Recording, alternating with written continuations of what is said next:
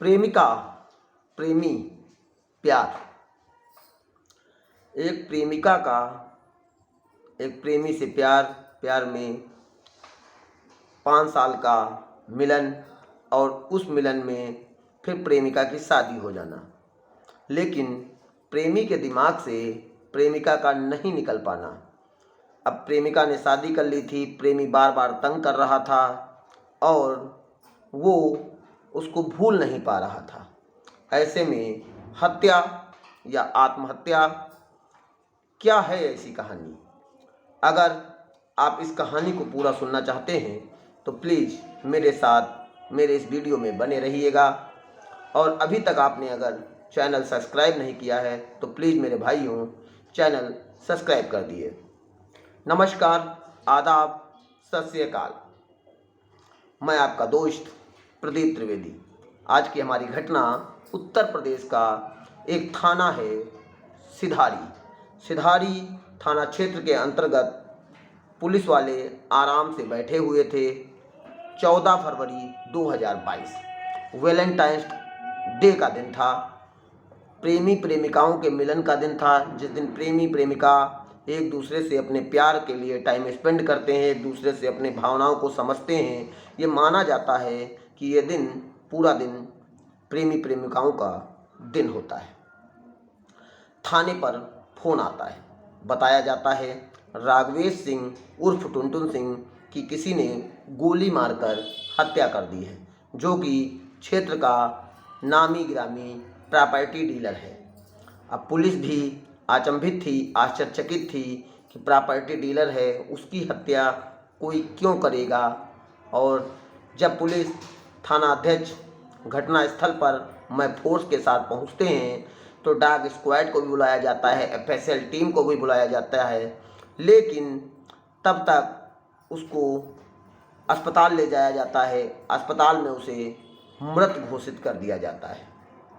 अब 2 लोग उस मिट्टी के साथ आए थे और उन लोगों से पूछा जाता है तो वो बताते हैं मेरा नाम प्रभाकर सिंह है, मैं राघवेश सिंह और टुनटुन सिंह का छोटा भाई हूँ। दूसरा बताता है ये मेरा दोस्त राजीव सिंह है। अब पुलिस पूछती है कि यह हत्या कैसे हुई, किसने की, क्या कारण हो सकता है, कौन अपराधी हो सकता है, इस वारदात में कौन कौन शामिल हो सकता है, इसके पीछे क्या कहानी हो सकती है। तो वो लोग बताते हैं कि मेरे भाई का प्रॉपर्टी डीलिंग का व्यवसाय है, ज़मीनी वाद विवाद में किसी से हो सकता है लड़ाई झगड़ा हो, लेकिन मुझे जहाँ तक पता है ऐसे में उमाकांत यादव, निक्की उपाध्याय, दुर्गेश यादव और 2 अज्ञात अन्य लोगों के खिलाफ भी वो लोग रिपोर्ट दर्ज कराते हैं कि मुझे पूरी उम्मीद लगती है कि इन्हीं लोगों ने मेरे भाई को मारा होगा। तो पुलिस ये भी पूछती है कैसे लगता है कि इन्हीं लोगों ने तुम्हारे भाई को मारा होगा। तो वो लोग कहते हैं कि इन्हीं लोगों के साथ इनका साझे का व्यवसाय था, लाखों रुपए की प्रॉपर्टी का मामला है, हो सकता है पैसे रुपए के लालच में ही इन लोगों ने मेरे भाई की हत्या कर दी हो। पुलिस जांच पड़ताल करने के लिए क्राइम ब्रांच टीम को लगाई जाता है। वहां से जो साक्ष्य सबूत इकट्ठा हो सकते थे उनको इकट्ठा किया जाता है, लेकिन कहीं से भी कोई साक्ष्य सबूत तथ्य आधार नहीं मिल पा रहा था। मुखबर भी लगाए जाते हैं। फिर जो क्राइम ब्रांच की टीम लगाई गई थी तो ज़्यादातर केसों में अब देखा होगा कि अब सीसीटीवी कैमरे चेक किए जाते हैं। ऐसे में इधर उधर सीसीटीवी कैमरे भी चेक किए जा रहे थे। जहां पर घटना हुई थी उस घटनास्थल का मुआयना किया जाता है तो संयोग से, इत्तेफाक से एक कैमरा मिल जाता है और उस कैमरे में जो दिखाई पड़ता है, जो सामने आता है, वो थोड़ा सा हिलाने वाला था। जब कैमरे को देखा जाता है तो एक कार बहुत देर से उस कैमरे में दिखाई पड़ रही थी कि खड़ी है और कार में कोई व्यक्ति बैठा है जो साफ साफ नज़र नहीं आ रहा है। फिर उस कार के शीशे से ड्राइवर की सीट की तरफ से एक हाथ बाहर की तरफ निकलता है और उसमें रिवॉल्वर हाथ में होती है, पिस्टल, और उसमें से चिंगारी निकल रही थी। फिर थोड़ी देर मामला शांत हो जाता है, लगभग 20-25 मिनट तक। फिर थोड़ी देर बाद हाथ फिर कार के बाहर की तरफ निकलता है। फिर लगभग आधा घंटा मामला शांत रहता है। वो सब वीडियो में दिखाई पड़ रहा था, यानी कि सीसीटीवी फुटेज में साफ साफ नज़र आ रहा था। फिर दो लोग आधा घंटा बाद मोटरसाइकिल से आते हैं और एक व्यक्ति मोटरसाइकिल से उतरकर दोनों लोग उसको उठा के पीछे वाली सीट पर शिफ्ट कर रहे थे। फिर एक व्यक्ति कार चलाने लगता है और दूसरा व्यक्ति जिस मोटरसाइकिल से आए थे उसको लेके पीछे से जाने लगता है। अब जो दो व्यक्ति आए थे उनको देखा जाता है तो ये दोनों व्यक्ति प्रभाकर सिंह और राजीव सिंह ही थे। इसके पहले या इसके बाद में पुलिस अगल बगल के और भी सीसीटीवी फुटेज चेक करती है, इधर उधर चेक करती है। किसी के आने जाने या कार के पास पहुंचने की कोई पुष्टि या कोई भी चीज़ नहीं हो पा रही थी। जब से कार आके वहाँ पे खड़ी थी तब तक वहाँ पर कोई व्यक्ति नहीं आया था जिस पे इस हत्या के बारे में सोचा जाए या इल्ज़ाम लगाया जाए। अब पुलिस को लगता है ये हत्या नहीं है, आत्महत्या है। ऐसे में पुलिस तुरंत सिपाहियों को भेजती है, एसओ साहब जो थे, और राजीव सिंह और प्रभाकर सिंह को बुलवा के थाने लाया जाता है और उनसे कहा जाता है चलिए भाई, हो तुम ही लोगों ने अपने भाई को मारा है। अब उसका भाई भी चिंतित था, एक तो मेरे भाई की हत्या हो गई है, दूसरा मेरे ऊपर ही आरोप लगाया जा रहा है, मैं अपने भाई की हत्या क्यों करूँगा। वो लोग कहते हैं मैंने अपने भाई की हत्या नहीं की, मुझे पता चला था इसलिए मैंने वहाँ पर गया था और मैं जब इनको लेके अस्पताल पहुँचा तो तब तक ये मर गए थे, तब आपको फ़ोन किया गया, तब आप लोग आए हैं। तो पुलिस ने पूछा किसने तुमको फ़ोन किया था, क्या कहानी थी, अगर तुमने हत्या नहीं की तो कौन कर सकता है, पूरी बात बताओ। अब जो राज अभी तक छुपे थे, जिन राज के बारे में पुलिस को भी नहीं लग रहा था, लोग जिसको हत्या बता रहे थे, लोग ये कह रहे थे ज़मीनी वाद विवाद होगा, पैसे का लेन देन होगा या किसी प्रकार का कोई ऐसा एंगल होगा जिसके कारण इनकी हत्या की गई है।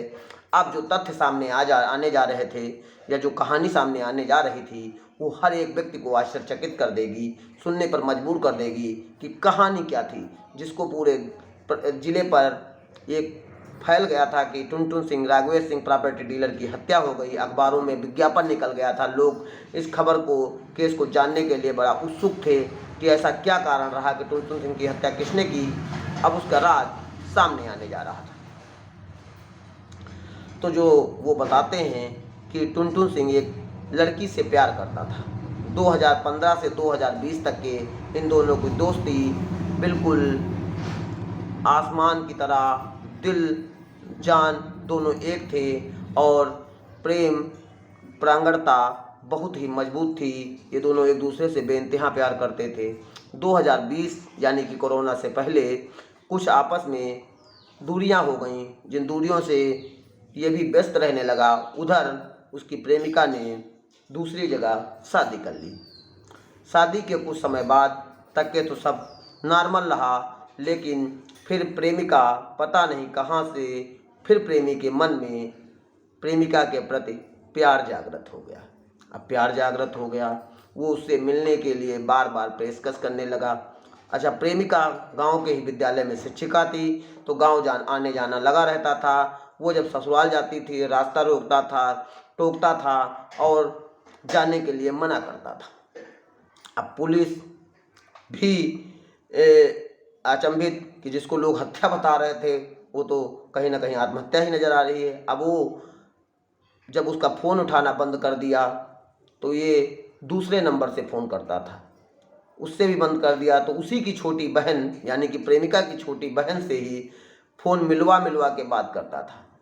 और वो कहती थी कि देखो हमारा तुम्हारा जब तक प्यार था, अब वो पुरानी बात हो गई है, अब हमारी शादी हो गई है, अब हमारे वैवाहिक जीवन में दखल न डालो।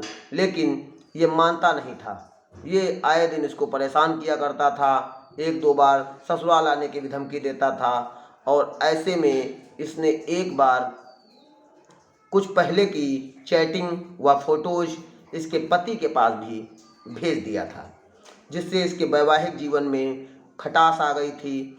और फिर इसने जैसे तैसे करके अपने वैवाहिक जीवन को संभाला था। दोनों की ज़िंदगी ठीक से चल रही थी, लेकिन 14 फरवरी 2022 यानी जिस दिन का ये केस है, उस दिन ये चाहता था कि आज वैलेंटाइन का डे है, हो सकता है इसके मन में, इसके दिल में, इसकी रूह में, इसकी सोच में हमारे लिए अगर इसकी थोड़ी सी भी जगह होगी तो हो सकता है मेरी भावनाओं को समझे। ये उसी के घर के पास पहुंचता है और घर के पास पहुंचने के बाद जहां पर घटना हुई थी, इससे मिलने के लिए बार बार फ़ोन मिला रहा था। जब फ़ोन मिला रहा होगा तो वो फ़ोन बार बार काट रही थी, बार बार फ़ोन काट रही थी, बार बार फ़ोन मिलाया जा रहा था। तो उसने नंबर ब्लैक में डाल दिया। फिर ये दूसरे नंबर से फ़ोन मिलाने लगा। फिर इसने वीडियो कॉल की। जब ये हाथ, आपको मैंने पहले बताया, बाहर की तरफ निकला था तो ये बता रहा था तुम मुझसे मिलने आ जाओ, अन्यथा मैं अपने गोली मार लूँगा। अब वही हाथ बाहर की तरफ करके इसने हवाई फायरिंग की थी। हवाई फायरिंग के बाद देखा होगा आपने, बंदूक से चिंगारी टाइप की निकला करती है, रिवाल्वर से चिंगारी टाइप की निकला करती थी, वही चिंगारी का जिक्र मैंने पहले किया है।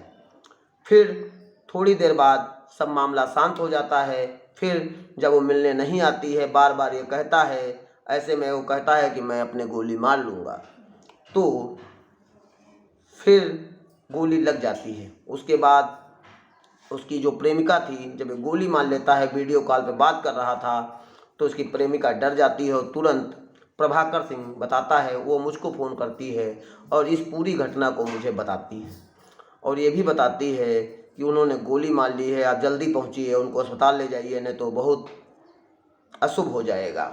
मैं तुरंत मोटरसाइकिल से अपने दोस्त राजीव सिंह को लेकर पहुंचता हूं और तुरंत अस्पताल ले जाता हूं, लेकिन जब तक मैं अस्पताल लेके पहुंचा था तब तक ये मर चुके थे।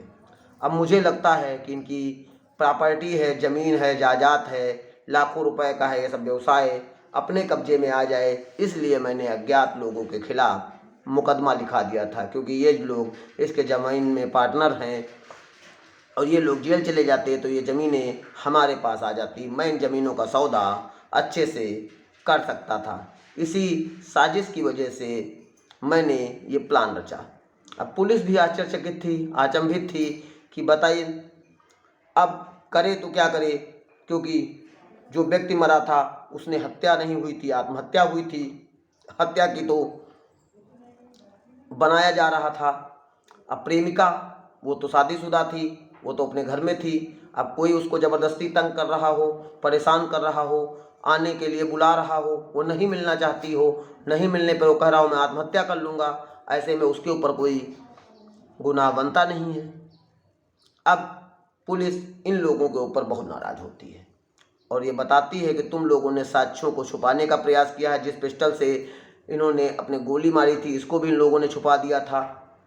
अब दूसरे के ऊपर तुम लोग हत्या का आरोप लगा रहे थे, वो तो सीसीटीवी फुटेज में वो सब सामने आ गया।